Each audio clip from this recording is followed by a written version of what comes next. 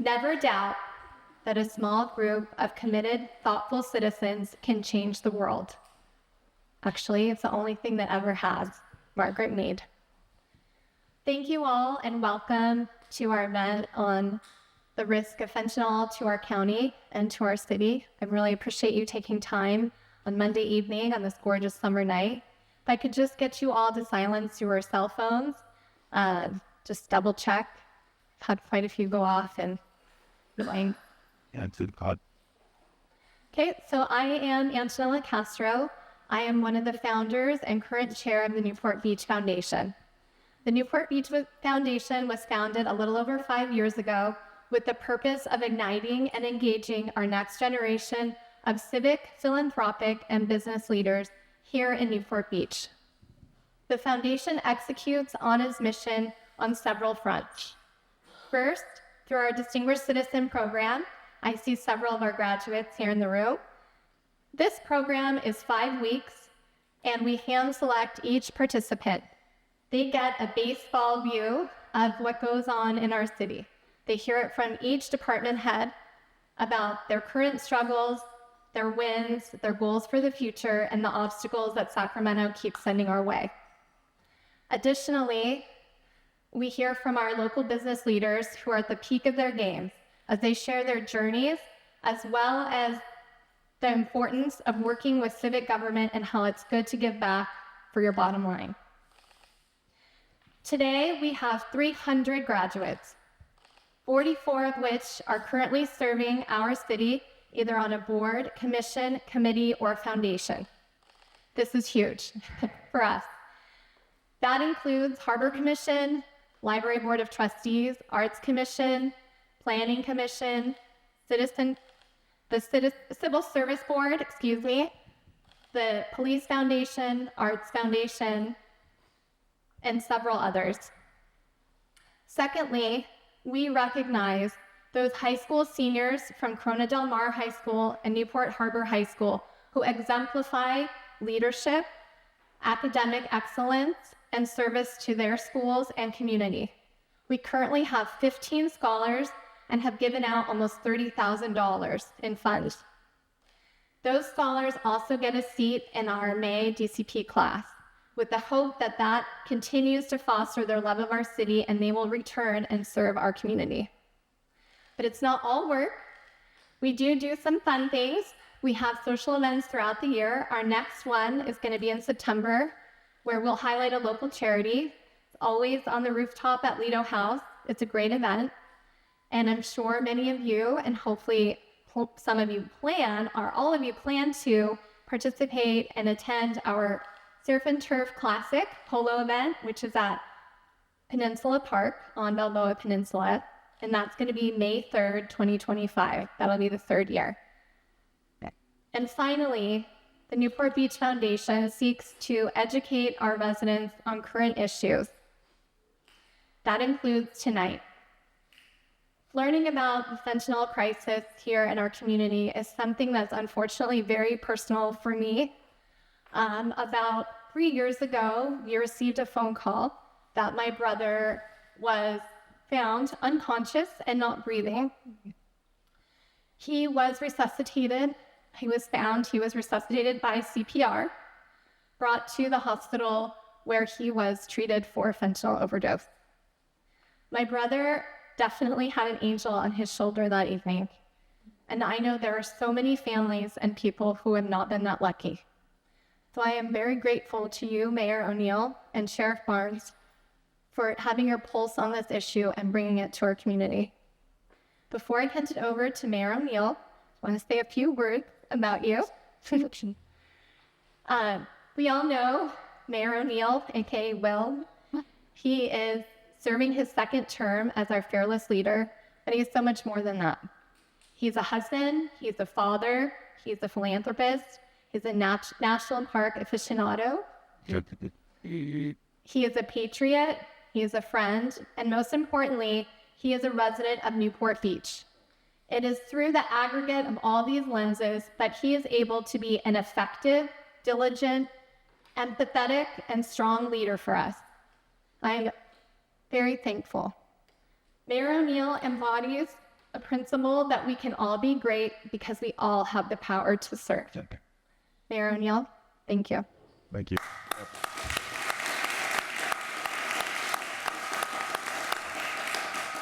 So thank you very much to Antonella and to the Newport Beach Foundation for hosting and making sure that this event happened tonight. As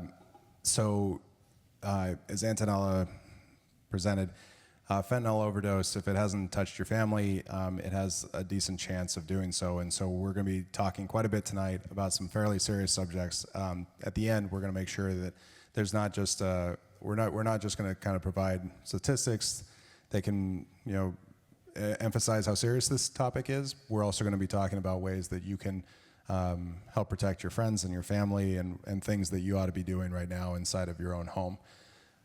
So I have known and been working with Sheriff Barnes since he was the undersheriff.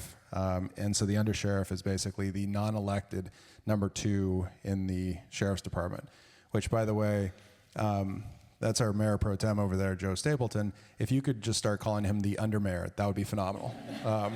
Super mayor. He was the undersheriff, and then he was elected to the sheriff coroner position. Most of you might not know that that's actually the proper title is the sheriff coroner in 2018, and then he was reelected in 2022 when he ran unopposed, which is easily the best way to win. I also want to make sure I get the titles correct because they're actually quite impressive. Sheriff Barnes became the chairman of the Intelligence Commanders Committee of the Major County Sheriffs of America in 2021, and he then became that organization's vice president of Homeland Security earlier this year, and also earlier this year became president of the California State Sheriff's Association. I highlight that because when you think of our sheriff doing amazing things in Orange County, he's not just a leader inside the county, and also, by the way, I've seen the polling data, the most popular elected official in all of Orange County, but he's also a leader on the national level and actually doing some pretty amazing things there as well. So tonight we're going to be talking about a topic that Sheriff Barnes has actually been talking about far longer than most other people, which is fentanyl. To set the stage, I'll note, and I took a look at this, the most official data in California is from 2022, when over 7,300 people in our state died from opioid-related deaths in that year, with the vast majority of them tied to fentanyl. In fact, during the year 2020, more people died of opioid overdose in San Francisco than they died of COVID. And the numbers in that city have only gotten worse, and frankly, the numbers in the state of California have only gotten worse as well. So, Sheriff Barnes, I'm going to start with a quote that you actually had in the Orange County Register from 2022, when you said that, quote, "The fentanyl epidemic is our most significant long-term health crisis." Why? Well, first, thank you for letting me be here today. I always enjoy coming back to Newport Beach. It's always fun to come and talk, and especially about issues that I think are impacting our community. And it's not immune to anybody. It just doesn't. Fentanyl does not know socioeconomics or gender or age. It is equally impacting everybody. So when I made that quote back in 2022, and this is at the tail end of COVID, we're just coming off the COVID crisis. I think without COVID, it would have easily emerged probably earlier as the national epidemic that is impacting our communities. And I've seen this rise. And what Mayor O'Neill shared, going back to when we first saw the first instances of fentanyl impacting our community, is actually 2015. You may know, Will shared that I am the county coroner, also at the dual office, but I also run our Orange County Crime Lab and have access to data. We saw the first presence of fentanyl west of the Mississippi. And knowing how trends work, we knew that we had to start taking some very proactive efforts to get out ahead of this transitional period we were in that we saw escalating over the last, really the last 10 years. But predominantly from 2014 on, we saw the increase of fentanyl-related deaths across the country. We implemented immediately a naloxone program, which is an opioid antagonist that doesn't really reverse the impacts. People think it reverses, actually blocks the impacts of fentanyl or opioids for a period of time as you race against the clock to beat the suppression of the breathing that fentanyl does, and then try to get somebody back to where we can revive them. And there's different things emerging on the market now we may talk about in a little bit. But it was really just this proliferation of this man-made chemical by the cartels that was being surged into the U.S. market that people were ill-equipped for, and trying to get out ahead of it and organize in a way that would prevent death and loss. The one thing that Mayor O'Neill did share in 2022, the last data, and he's right, we continue to go up in the state. But if you look at 2022 and probably 2023 also, as the last cases have been cleared, Orange County actually had a decline in fentanyl-related deaths, where the state continued to go up. It's an 8% delta between the state and Orange County, and we're hoping that that will continue to trend back down. And I know the reason why that's occurring is because groups like yours who are here today are investing in kids and education and getting actively engaged and involved, because these are all preventable deaths. Every one of them are preventable deaths. And I'll tell you the story this way. If you look at the national losses that are fentanyl related, if you go back, I think it was 18 and 19, then the Boeing MAX 8 crashed in 2 back-to-back years. And Boeing, out of public demand, parked an entire fleet of aircraft until they could figure out what had happened with the MAX 8 jets. Fentanyl-related deaths nationally is equivalent of 10 Boeing 737s crashing every week. That's how many people are losing their lives to fentanyl, and yet we are just living with the data, and we're not actively being engaged with how we prevent some of the ill impacts. There's not really a positive impact, the ill impacts of fentanyl, as we've seen it manifest over the last decade. And I'll probably talk about some of the numbers earlier about how we knew, and quite honestly should have seen this coming.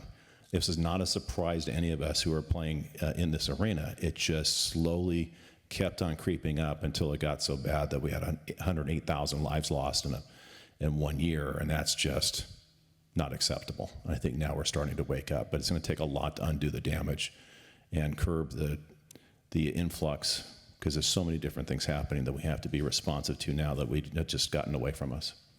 Yeah, so there's a lot there. So real quickly, because I'm going to come back around at probably toward the tail end and ask about how people can get naloxone. Otherwise, kind of, if you've heard of Narcan, it's the same thing. How people can actually access that.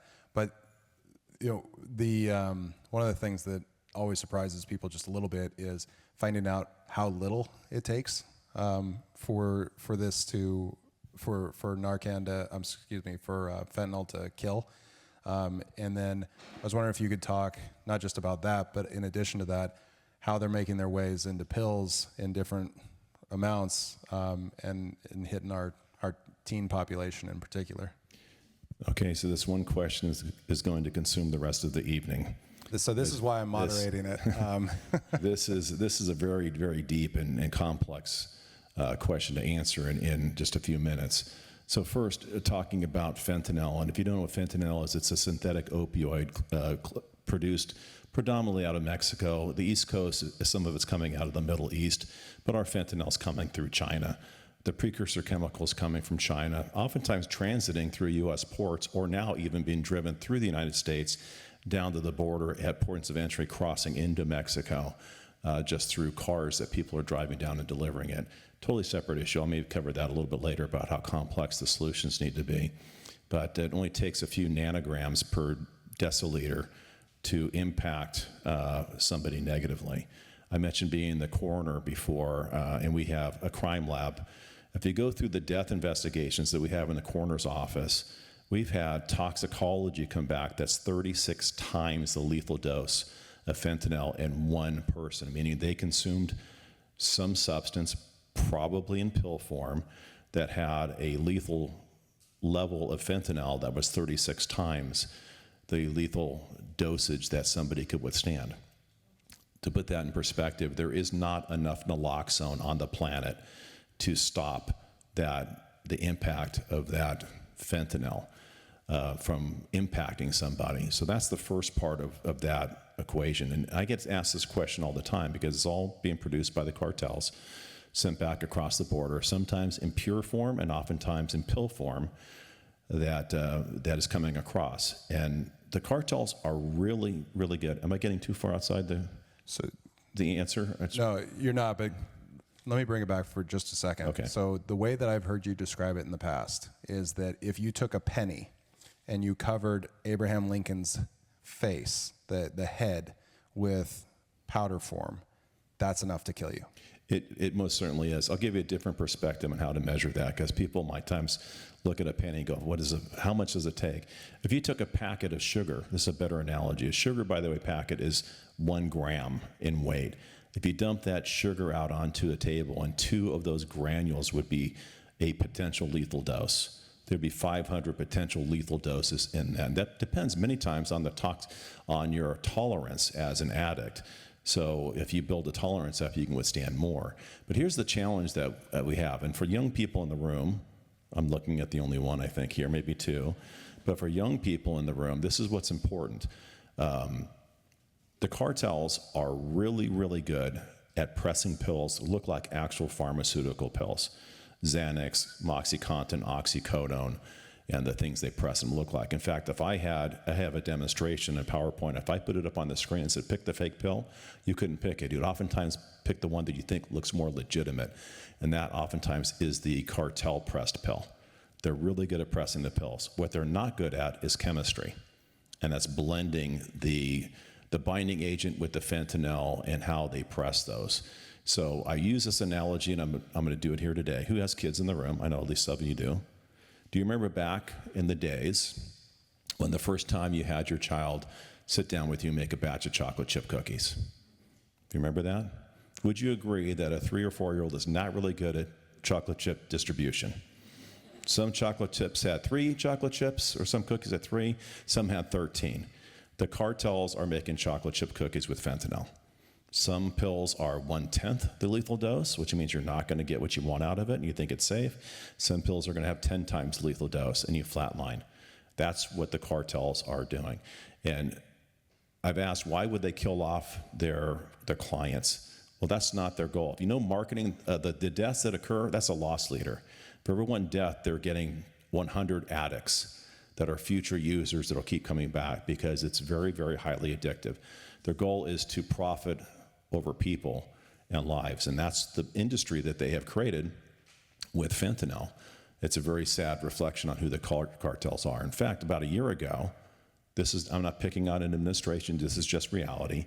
There was reported that the administration had negated or reduced the influx of fentanyl pills into the United States, because that stopped. That's actually not what happened. They did stop, but they had oversaturated the drug economy to the point that the cartels were not getting the profit per pill that they wanted. They're selling pills for as little as 25 cents a pill or 50 cents a pill. The cartels want those pills to sell for $5 and $6 a pill. So the supply had outpaced the demand, and they needed to draw off the supply until it became in that great crossover point in supply and demand. They're making the profits that they wanted to make.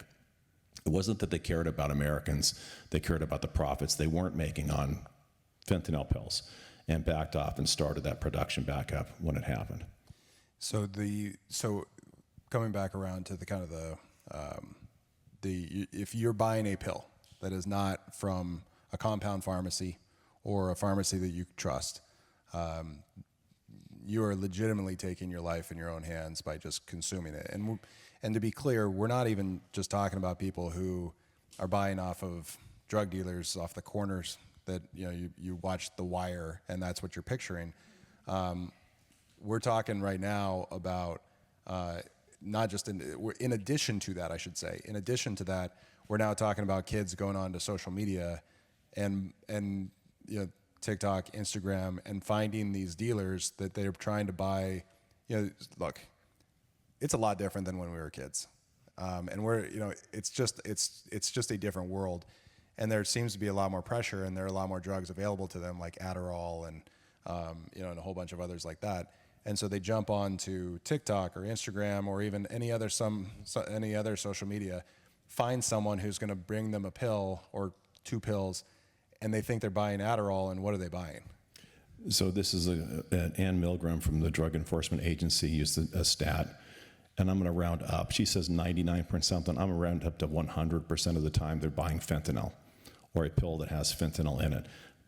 Odds are, if you're not buying it from a pharmacy, getting it issued from a compound pharmacy, a pharmacist issuing this pill and picking it up from CVS or wherever you might get it, it is a 100% chance today it contains fentanyl. The profit margins are too high to start selling off legitimate Xanax and OxyContin, oxycodone.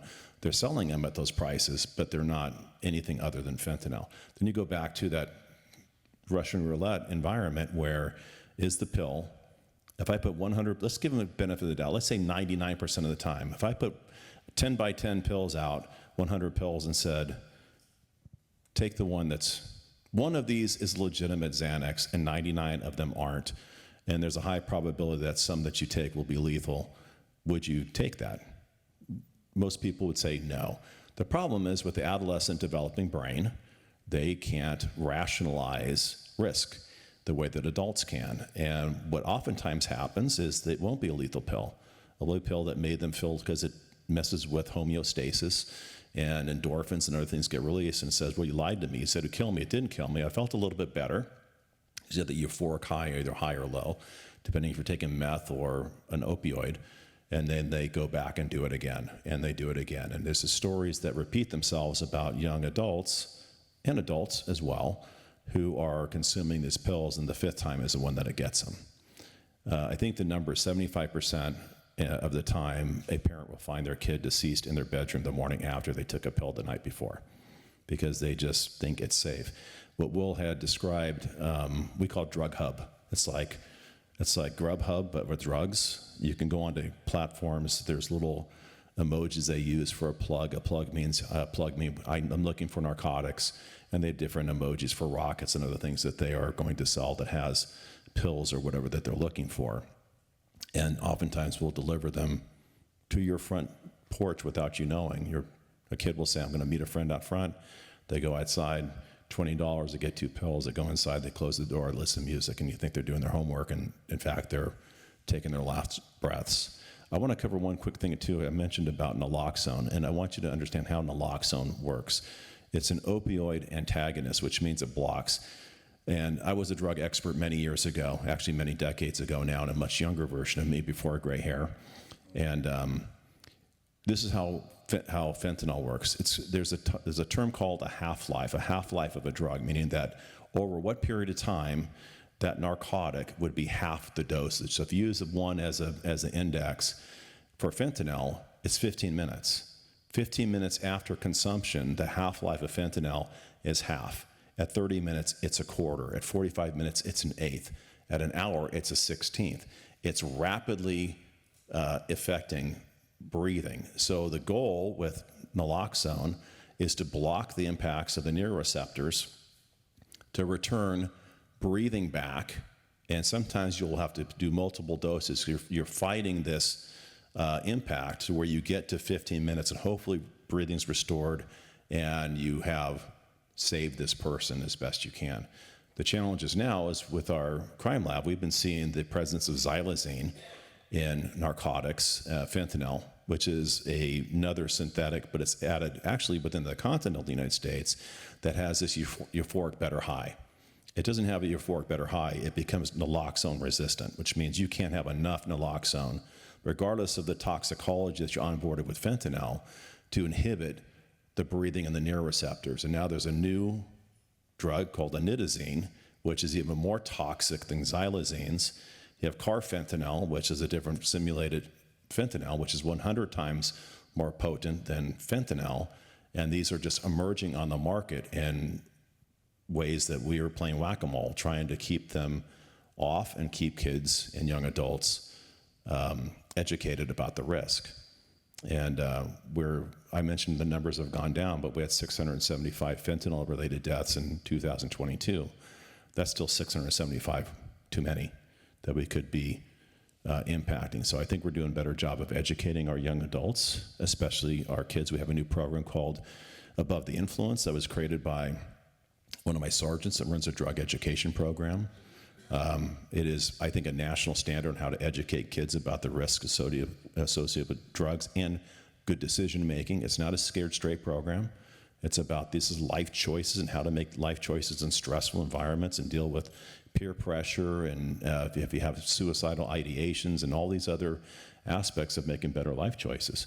And I presented that to the FBI and DHS and ONDCP, the drug czar, and said this is a program that we should be emulating at a national level, because you have to have a stopgap somewhere at 5th and 6th grade students and hopefully start to turn that corner so that when they become 16, they're fully educated about the risk and they just don't start using, because we're just replacing users with new users the way that the cartels are out marketing us. Yeah, I mean, to that point, I get asked this all the time, like how early is too early to be talking to your kids about this? The answer is, I don't know that there is too early anymore. If you give your child if you think your child is mature enough to navigate the world on a cell phone, I would highly recommend 6 months before you give them a cell phone, you talk about the risk of the environment you're going to expose them to. Handing a child a cell phone and thinking they have the maturity and the wherewithal to know what not to do. I'm not going to even go into child sexual material, exploited kids, bullying, and all the things that happen on the dark web with your children. It is just, that's a whole other topic. But you have literally thrown them into a rabbit hole and expecting to navigate that world, and the exposure to drugs and people who prey upon them has to be a very intentional conversation about the many, many things that put them at risk before you hand them that phone, because they will be inundated with people who are preying upon them. Then they will make poor choices. They'll think people are their friends when they're not, and it's just a ugly word. The exploitation that goes on with child sex material and people that will get them to send pictures of themselves, think it's another 12-year-old boy or girl when it's some 35-year-old creepy dude in a basement somewhere who just takes this information and starts now exploiting them to send more material, groom your friend to get them involved too, and it's just this ugly environment that exists in the digital world, and it's not going to get any better. Yeah, so I want to come back to talk about some of the public policy that you've been advocating for. But before I do that, real quickly, because you brought it up, we've got a lot of parents in here. We've got school board member. We've got folks on PTAs.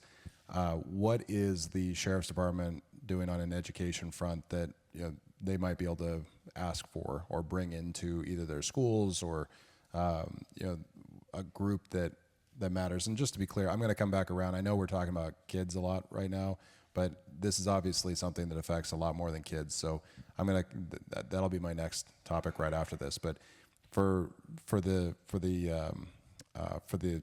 sheriff's department, what are the education programs that normal residents could ask to come back? So the first I mentioned, which is above the influence, and we're teaching that outside of sheriff's jurisdictions by invitation. It's 5th and 6th grade students. We have a tiered program. We're creating it for middle school and then ultimately high school. That would be available. So you can make that request. I only have so much capacity to teach it because I have 3 deputies and a sergeant that teach that full time. Thank you to Don Wagner, by the way. He gave us money for a deputy sheriff for the next 3 years to add to that program and keep on teaching that. It's not, and we actually do a train the trainer. So if you have within the Newport Beach Police Department somebody who wants to go and commit to that program, we can train them on how to teach the program, and then you have somebody in-house that can teach that program within the city of Newport Beach. Other cities have done that as well, that we can teach that. I think the biggest issue beyond the education, I think we have the education pretty robust. It takes parents that come. I'll be honest, this is a great turnout for this event, but I've been doing this now for years, and it breaks my heart when I show up, not because it's my time, but we have this great opportunity to reach a whole high school or a district, and there's 8 parents in the room that came out because they didn't either find the time. I love the ones who were there. And I know why it is because they hadn't had a loss or been impacted in that school yet. If they had a kid they lost the week before, there wouldn't be a gym large enough to hold the parents because they would want action and answers. But the answers lie not in being responsive to, but being on the offense and educating your kids and finding ways. So we have a robust environment on our website, ocsheriff.gov. You can find resources there. If you have questions, you can let us know, and we'll connect you to what that is as well. You mentioned one other population. I'll tell you the population we need to be most concerned about today is our elderly, because the cost of medications are so high that that's a group that we're seeing increase exposures to fentanyl because they're finding ways to get access to medications that are quite honestly too costly for them to produce through the traditional market. And they're finding ways to get access to things that aren't what they think it is. So we're going to see probably that population increase significantly. Okay, so let's do a takeaway, because this will be the practical takeaway that I want to make sure everyone walks away from. Assume for a moment that it's actually a two-part question. Number one, how do people get access to Narcan? You know, what is it? What can people here do if you don't? Just so you know, I 100% have Narcan in my car at all times. I stopped. Our police department has had Narcan in their cars now for years. Our fire department obviously does, because a lot of them are paramedics. I have it in my car. Not because I'm worried about me, but I'm worried about people I'm with, or if you run across someone having an overdose, you can actually use Narcan. So real quickly, how do they get it? And by the way, I'm working with our police and fire department to have a better access on our own websites describing this as well. That's number one. But how do they get it? And number two,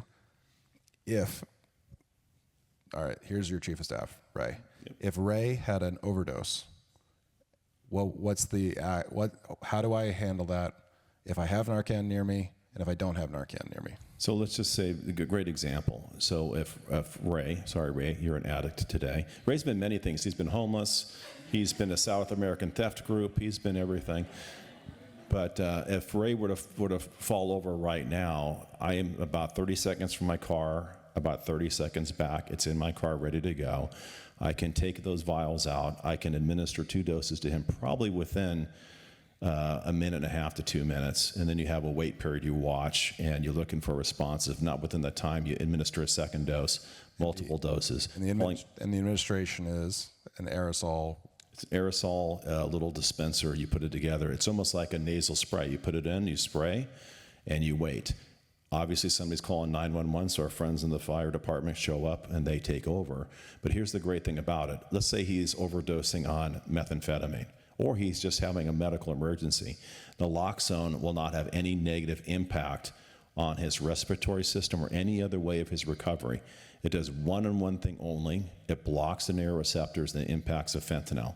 It doesn't do anything else. So if he's having an episode that is completely related from fentanyl, you're not going to do any damage to him. And most importantly, you're covered under the Good Samaritan law, which means you cannot be sued unless you do something egregious, which is almost impossible by putting a nasal spray up somebody's nose. So that's the first part, knowing how to do it. And I think everybody should have it. Second is where you get it. Cal Optima just had a free Narcan giveaway, naloxone giveaway. There's other ways it's been issued, and you can buy it over the counter. Free is always free, right? That's the best way. So we'll pay attention to the giveaways that they have and go get it. They'll do a quick education on how you administer it, oftentimes during some of these programs, and then you have it and you keep it. That's the safest way to do it. Yeah. That is your takeaway. I'm just going to say everything you've heard so far is a warning. That is the takeaway, and I really do hope that you'll make sure that you have that, because again, we talked a lot about kids and making sure we're protecting them. The truth is, the most likely person that you would run across who's overdosing is someone our age or older, as the sheriff said, and so you got to be prepared for that. And so I would just really encourage it. Have it in your home, because look, we all have friends who have been addicts and you didn't even know it. And if they're over at your house and something happens, to the sheriff's point, there's no side effect. It's unbelievable, actually. I mean, to a certain degree, it's genuine medical miracle, and I've heard it referenced that way. But that I really just encourage you. That's the takeaway for today is, have this in your house and in your car as well. All right, public policy, and then I do want to open it up to some Q&A because I'm kind of curious what folks want to actually talk about. So one of the things that I've always appreciated about you is you're not just willing to, look, he's the sheriff of a county with 3.2 million people, and he's here tonight to talk to you about this. I mean, that's, first off, pretty amazing. And then second, you've been advocating, you've been doing a lot of public policy advocacy back in DC, up in the state capitol, here in Orange County. And some of it, I know you kind of feel like you're banging your head against a wall a little bit, and I appreciate that about you, that you're willing to keep doing it. But what have been some of the things that you have been advocating for that you've actually seen enacted? And then what are the things that you kind of, and I know this is a long answer, but like, what are the things that you would love to see us help you advocate for? So I have two stories that I'll share, but one is a Sacramento story and one is a DC story. And since we saw the rise of fentanyl-related deaths, I have been sponsoring, and then when Pat Bates was in the Senate, she would carry a bill to simply add trafficking and sales or distribution of fentanyl by weight with the same enhancements by weight that exist currently in statute for heroin, methamphetamine, and cocaine. And every year it never got out of I call it the public keep us anything but safe committee in the Senate, because they will not do anything that will result in incarceration. In 2021-ish, I came closest that I ever came to get it just out of committee. And it was by very clear intent. I sent letters to all the 5 members of the Public Safety Committee in the Senate. Not all of them, because one was a Choboak was always the one yes vote out of the Inland Empire. But Bradford and Skinner and others who are on this committee, I sent them a letter the week before I testified, and I simply told them how many people died in their district over the last year from fentanyl. And I shamed them so bad with that letter that I got a 1-to-1, 1 vote, 1 yes. That's not a clear passage, because it has to be 2 votes yes against the votes. 3 of the 5 senators abstained from voting. They could not come out and vote no against it because they knew that the numbers would have been hard to defend. The closest I ever came. Cotty Petrie Norris carried a bill last year that got signed, but the numbers, the volume of weight is almost irrelevant, because you're never going to have people move the volume of fentanyl that's in that statute. And it comes back with these, I love Cotty Petrie Norris. I think she's done a good job on that front, but it's almost a paper tiger bill in law, because you're never going to meet the threshold of that weight for an enhanced penalty.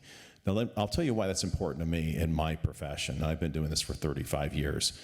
When you come up with these outs of accountability, there's a lack of accountability in the criminal justice system.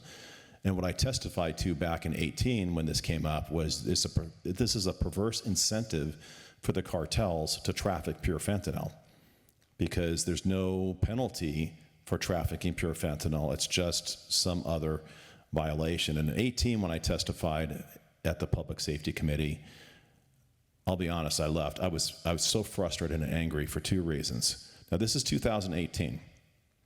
We've seen the presence of fentanyl now in Orange County for a solid 3 years. In 2013 to 2018, that 5-year span, CDC had reported fentanyl-related deaths in the country went from 4%, that's 1 in 25 people died as a result of fentanyl as the causal factor in 2013, to 40% in 2018, a 10-fold increase from 1 in 25 to 4 in 10, and now it's 73 to 80% in today's numbers. 2/3 of the people who die from a drug-related incident are from fentanyl. All those increases are directly fentanyl related. And I was told by 2 of the senators, one was Nancy Skinner, who said, this law is totally irrelevant because fentanyl is always blended and trafficked with another narcotic. It's never trafficked in pure form, other than the 2 tons we've seized, my agency alone, in pure fentanyl, and not to mention the 360,000 pills that we had and 580,000 the next year. That's just my agency in our narcotics program. And the other person said, and I quote, who's the senator? She said, Sheriff, she checked the data and nobody's dying from fentanyl. This is 2018. 4 to 10 people nationally, and I think they just think they say it and it becomes fact, because it came out of their mouth. And we'd already seen the outcome, and it got much worse over time. So the way I can talk about, at least in the legislature, I'm not trying to be mean, but there's thousands of people who've died because of the inaction of the California Public Safety Committee and the Senate, and also in the Assembly, but predominantly the Senate. And those deaths are on their hands. We'll start this conversation with, you know people. Here's the thing, and I use the analogy of motorcycle riders. Anybody ride motorcycles? There's two different analogies of motorcycle riders. There's those who have crashed and those who haven't crashed yet. Right, it's a little play on motorcycles. Well, when it comes to fentanyl, you know somebody who's been impacted by fentanyl, or you don't know somebody yet, because this is such a prolific issue that you will, at some point, come across somebody, a friend, a neighbor, a niece, a nephew, somebody who will be impacted by the fentanyl crisis. You just can't avoid it. The numbers are just too prolific. The second story, do I have time, Will? Oh, yeah. The second story, this was about a year ago, and I was invited back by the White House, this administration, to go and talk to ONDCP. The Office of National Drug Control Policy is a White House initiative. The drug czar, Dr. Gupta, is part of the White House. And I was invited back. 3 law enforcement professionals, I was one of them, to go back and talk about fentanyl. And I had people say, are you going to go? Yes, I'm going to go. I can't add value or complain about an action if I'm not at the table talking about these things. So I went back. I spent 4 hours with the Office of National Drug Control Policy, and it was a classified briefing, so I can't talk about everything that was discussed. But at the end of the conversation, one of the high-ranking officials from ONDCP said, "Sheriff, thank you for your time. We now know what we need to do. We need to do this one thing." And I won't say what it was, but they had one thing to focus on. And I said, if that's what you heard, you didn't hear anything I said. It's not that one thing. It's that one thing and 10 other things simultaneously to deal with the fentanyl crisis. You have to deal with foreign policy with China and the Chinese Communist Party, who is allowing the production of precursor chemicals. You have to deal with the transiting and trafficking of the chemical companies. You have to deal with the transiting through the United States. You have to deal with the cartels' control of their ports up and down. The border, of course, has got to be addressed. You can't say we have homeland security if we don't have a secure border to our north and our south, including the western border, which is the Pacific Ocean. You have to deal with pill presses being sold by American companies into China to some Joe Schmo who's not a pharmaceutical producer. And I went through all these different ordinal things that you have to do simultaneously and have a very concerted, orchestrated effort.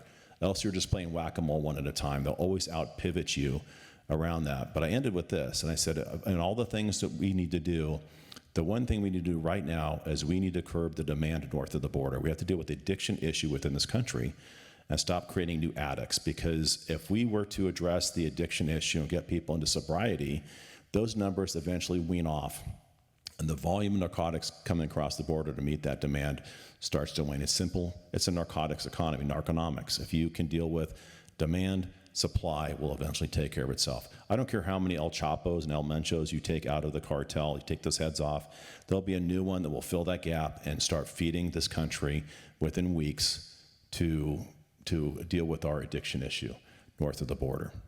So last thing, and then I want to do Q&A. So one of the things I remember you were given a talk on this issue, and what the kind of the fad at the time was that the folks up in Sacramento said, "Hey, we're not going to make it harder we're going to make it harder to put people in prison, but what we really want to do is we'll just make sure we allocate a lot of money toward fentanyl testing strips." Yes. And you came out against that, and I thought it might be helpful for folks to understand why you came out against that. Well, I think that was intended. I think they saw it as a good policy, but knowing what I know, and I'll start with this, with the data that I get from our coroner death investigations, this may shock you. 24 out of 25 drug-related deaths are people who are deep in addiction or have a history of drug-related offenses and arrests. These are people seeking out narcotics. So if you look at that population of people, now the one-time consumer who dies at a party, that happens too. It's just not as prevalent as the addiction issue, which is why I'm so focused on the addiction population. But if you look at that population, how they consume and seek out narcotics, specifically fentanyl. Fentanyl test strips will not be used to prevent the consumption of fentanyl. They will be used as a validation tool to confirm that I'm buying fentanyl. I'll have the reverse of what people think it is. When I explain that to legislators, I have to give them credit. They said, you know what, I didn't get that. And they kind of weaned off of that fentanyl test strip proposal. I'm an advocate for naloxone because that is something that can be saved. We have a homeless death review that we started 2 years ago. And the number of deaths or lives lost in our homeless population are directly related to fentanyl-related deaths. That's the number those numbers have gone, reason those numbers have gone up. Let me tell you just real quick about what we are doing, because I don't want to make it sound like I'm all about, obviously education, yes, but it's not all about enforcement. In my jail right now, I have between 950 and 1,000 people on medication-assisted treatment to the tune of millions of dollars of taxpayers' money to get people into sobriety. We have a warm handoff with delivery services post-custody, so when somebody leaves, we connect them to somewhere where they can get their medication-assisted treatment and stay in sobriety. That's a good thing. If every one of these people leaves and they stay sober and they become productive and other doors start to open for them and they don't come back, we all win, right? And a lot of that population are part of the homeless population. If we can get them into housing, transitional housing, get them into employment, whatever it is, get them back on their feet, that's a win for all of us. And I think that's a good step for us to go. And we've had a lot of success through that transition. It's not just about locking people up. If you hear me speak about, I'm very proud of our jails, by the way.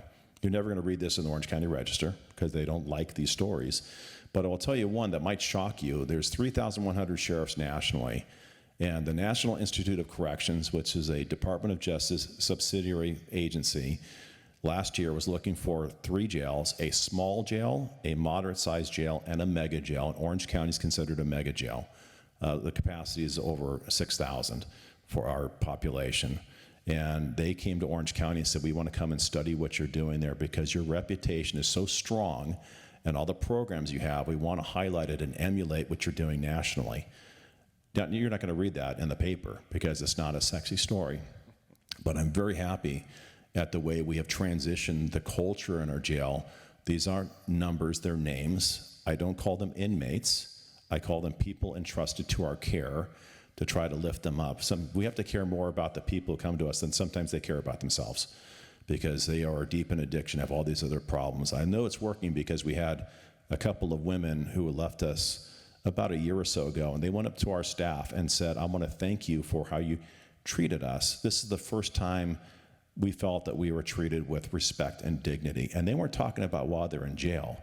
They're talking about in their lives that they felt that they were respected and treated with dignity. And that should be everybody.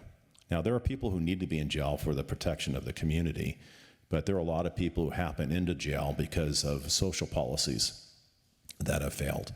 If we can off-ramp people early into programs or get them into mental health stability or what it might be before they decline to a law enforcement contact, the first person somebody sees in crisis should not be me wearing a uniform, a gun, and a badge. It should be somebody who can deal with their issues in community and stabilize them so they never lapse into the criminal justice system. If we can accomplish that, I think I can decrease my jail population by probably 20%.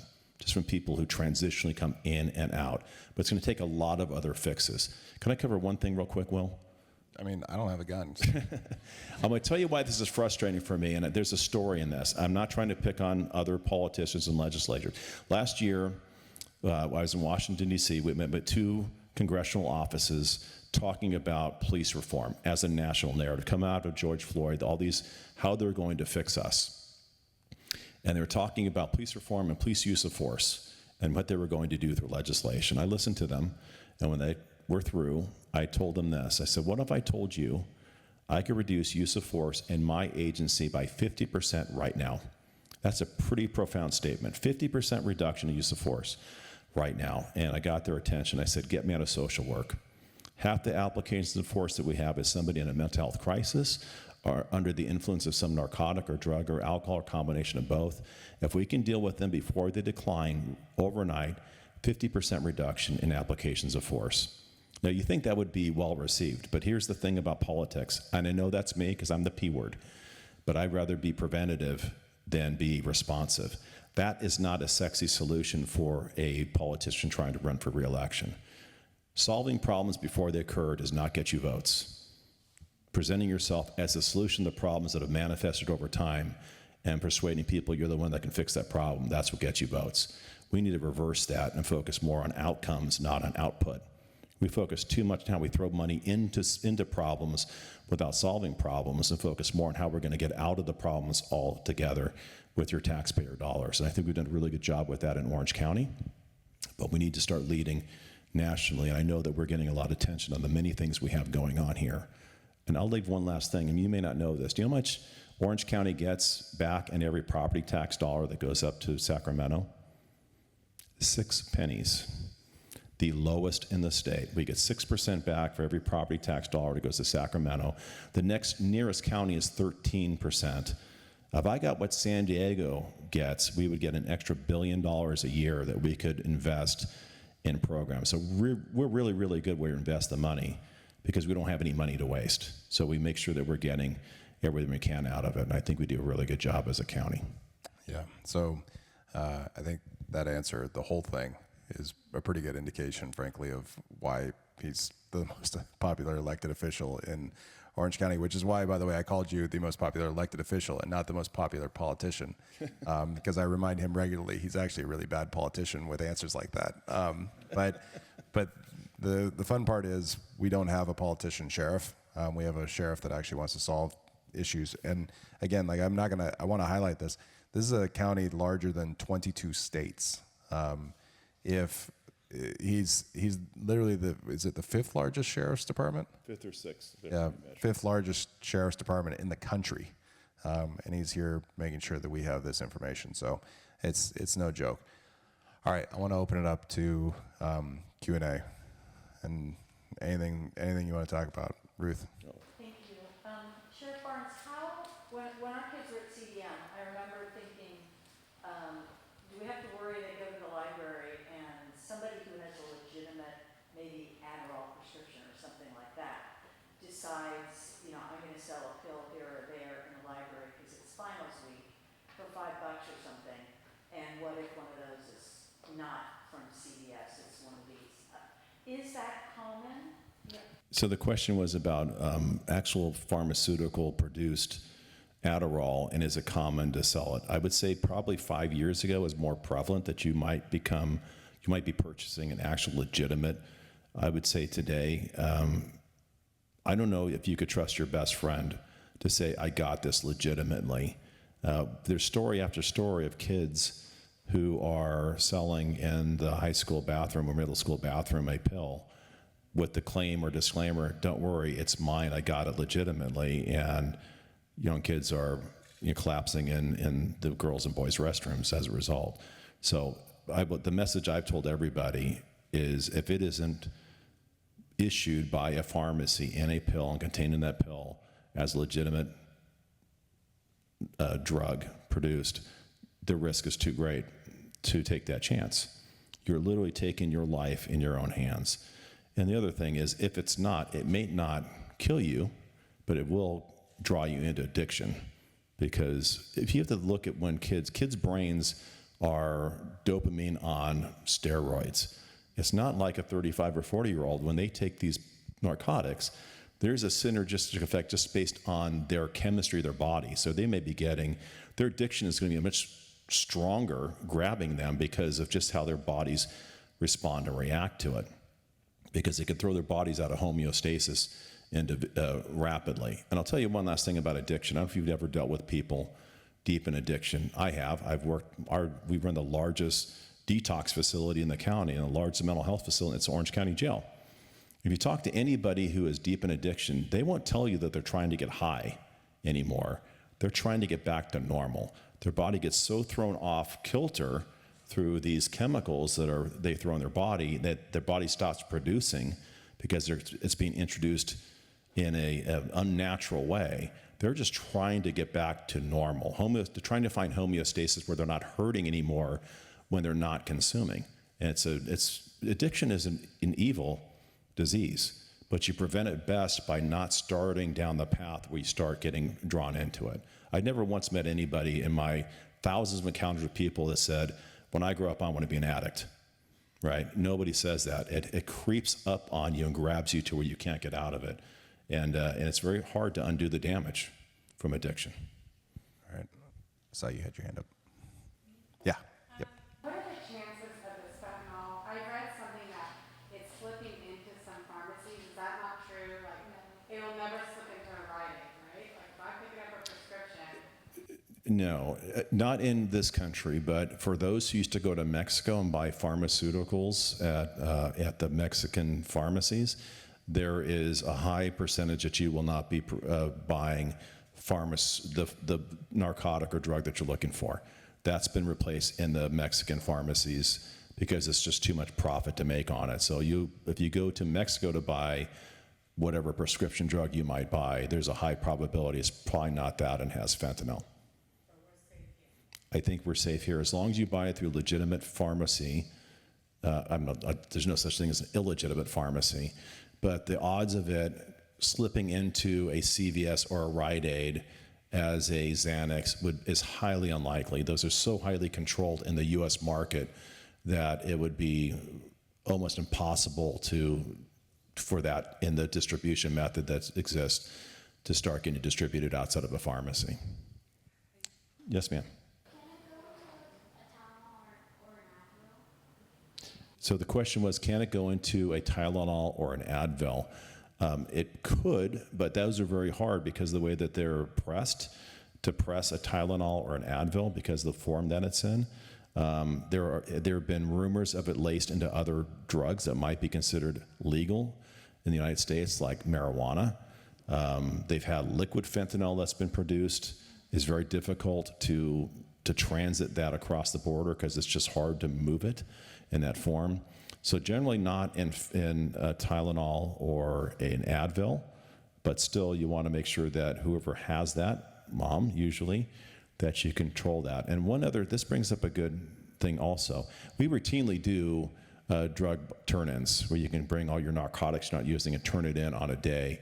I highly recommend you do that. For years, adults and grandparents became the ad hoc drug dealers to their grandkids and kids. Kids can go in and think that I can siphon off a pill or two. So if you have a drug that's not being used, please turn them back in the drug turn-in days, turnbacks, and we collect tons of those drugs on a regular basis and get them out of the public space. Yeah. So just to be clear, what he's not really referencing don't turn in Tylenol and Advil. He's talking about like opioids you have after a surgery or something like that. Mm-hmm. Real quick, just a quick note. If you're going to have Tylenol or Advil, totally normal, have it from your parents, grandparents, or a school nurse. That's the universe of people that you should feel comfortable taking it from. I think that should be the extreme. I don't take narcotics. I've had back injuries. I live with pain. But people don't realize pain is your body telling you something that you need to fix. It shouldn't be masked. It can be temporarily, but it shouldn't be used as a permanent solution to masking pain. There's something else that you can do or get fixed if you can through some other way to make the pain go away. Yep, good. Yeah, so what does it look like? So let's say Ray. Ray again. Gosh, Ray, you need to go into therapy. So what's a drug overdose look like? So this is sad because this has happened several times where family members actually gone by a child's room and heard labored breathing and said, I don't want to invade his space. And literally so difficulty breathing is the first sign that you would see. Obviously, non-responsive nature of that. A pupillary reaction will tell a lot, but probably predominantly is going to be either stalled, meaning no breathing, or labored breathing is the first indicator of that. And that's when you first call 911, and if you have naloxone, start to think about a deployment of it, because that's going to be the life-saving measures. That's for opioids. There's other things that you would see by other narcotics, but the one right now you most likely are going to come across would be a fentanyl-related overdose. No, they're not generally not combative. When they come out, they may be. You said there's no side effects. From what I've heard, it's a hell of a headache kind of thing, but that's better than the alternative, which is no headache at all because you don't have a head to ache, I guess. But generally not combative, and that's because it is an opioid which suppresses the body. Have you ever seen anybody on heroin? It's almost impossible to even conjure up a fight because they're just so suppressed. It's kind of sad because I was talking to a group that runs detox centers, and one of them who's an addict said, he goes, I long for the day of just having heroin. That's how prolific fentanyl is. I wish that we were just back to just regular street heroin because we could deal with that differently. This is so strong that it's 50 times stronger than heroin and 100 times stronger than morphine. And carfentanil, which thank God has not surfaced predominantly, is 100 times stronger than fentanyl, which is 100 times stronger than morphine. So you see this impact and the synergistic effect of that with other things like zitazine or nitazines just makes it that much more dangerous. Yeah. So this isn't Pulp Fiction where they hit the adrenaline. Yeah. So I know that. I mean, this is. No, I know. This is why you kind of reference pop culture because that's how a lot of people have come to understand how to respond to this. Narcan is a reversal, but it's not adrenaline, and so they're not going to come out of it in a fighting mood. But that's not how it works. Sarah, Kate. So I have a little bit younger kids, 8 and 5, so they don't have cell phones or iPads yet. What are things that I should look for? You hear the crazy things about cereal or, Skittles, candies. Well, there was that. The cartels at one point were actually starting to market them to look like Skittles. They took away the pharmaceutical look and started branding them in ways that made them look more like Halloween candy. And so there's a little, first of all, we have to realize as a nation, we are a pill-consuming country. We are not adverse to taking something orally that you swallow that's supposed to make you feel better. I'm going to tell you why that's true, and this is something that would shock you. If you go back before the pill mills and all the issues, the United States is 5% of the world's population and consumed 95% of the world's Vicodin. Think about that. Think about that mathematically, what that means. We are used to taking pills. Then we locked down the pill mills through legislation and access, and then the affordable alternative to Vicodin was heroin. So we moved people onto this illicit market.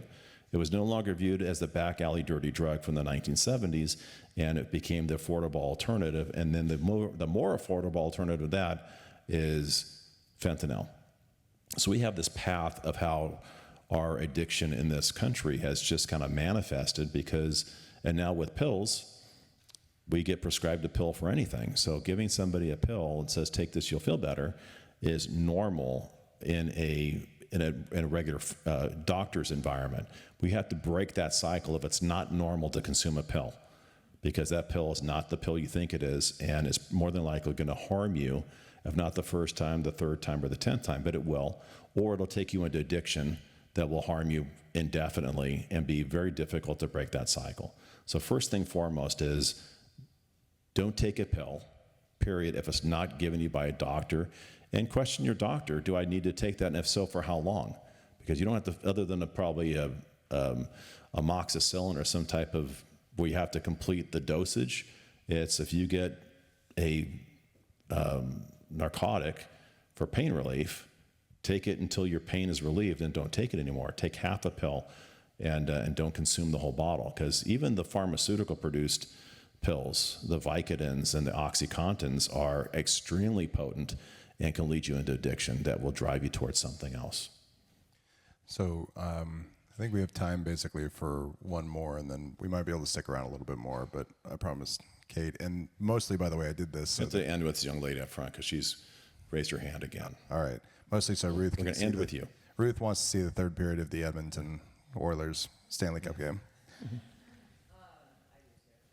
to the educational portion, so above the influence. Yes. Have you and your agency worked with the Orange County Board of Education to somehow infiltrate Yes. County, and how quickly can we get that going? It becomes a matter of volume. It's a 6-week program, an hour a day, and they'll usually cycle through schools that want it. How many schools were we in last year, Ray? 44 schools that we're in. Now, if you look at the number of schools in Orange County, that's not nearly enough, but it takes the people to go out and teach it. So we do a train-the-trainer component, and if there's an investment opportunity in Newport Beach, I know a couple people who might have influence here, and start it there. But we've tried to move it around the county and make it obviously more available. Yes, actually, one of the board members, not one of the members, but somebody who was almost the new superintendent of schools, is on our Sheriff's Advisory Council, Drug Use is Life Abuse, which that program is driven from.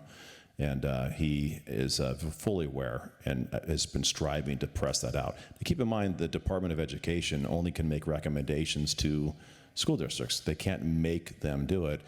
And probably one of the more frustrating things about some of the schools, and maybe it's just because they're overloaded with so many things they have to do, coming in and saying, hey, we have a program for you. They're like, hey, I got too much. Here's the benefit. This actually satisfies the curriculum for the state. So our deputies come in and teach this part of the health curriculum. The teacher gets an hour off. In fact, the teachers have provided the most positive feedback with, I had no idea the environment and how this is impacting the kids in my classroom, and they buy in. But we actually do it on their behalf. It gives them a break and actually makes them a force multiplier because they become better educated in what they need to be watching out for the kids. We can go and ask our superintendent, say, hey, we don't listen. If you want it, we will find a way to try to get it here. You're welcome. All right, last question.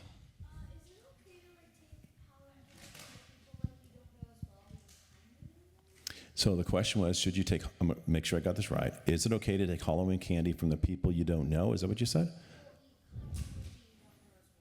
Well, so if you look at Halloween candy, it comes in many different forms, but predominantly, and this is a parent review part, you want to make sure that it's sealed in its original packaging. You don't have anything loose that you might be taking. So something that is in its original packaging that is completely sealed, it probably is safer than something that is not.